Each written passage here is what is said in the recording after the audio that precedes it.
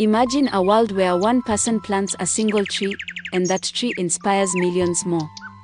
Seedling This is the story of Wangari Maathai, a woman from Kenya who believed that caring for the earth could also care for people. Wangari was born in 1940 in a small village in Kenya. She grew up surrounded by rivers, forests, and wildlife.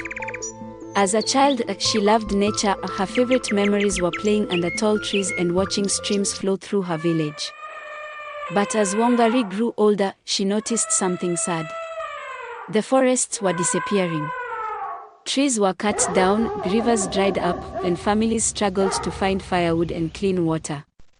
She realized, if nature is destroyed, people suffer too. Wangari decided to act.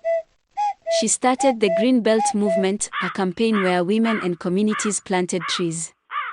At first, people thought, how can planting trees change anything? But Wangari knew each tree was a symbol of hope. The movement spread across Kenya and beyond. Together, they planted over 50 million trees. Deciduous trees. These trees brought back clean water, gave families firewood, and protected the land. Wangari showed that when a community works together, the earth heals. In 2004, Wangari Maathai made history by becoming the first African woman to win the Nobel Peace Prize.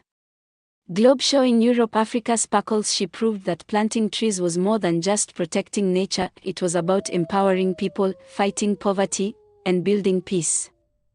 Today, Wangari's story reminds us that no action is too small.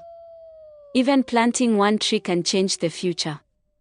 Seedling. So, what can you do to care for the earth and your community?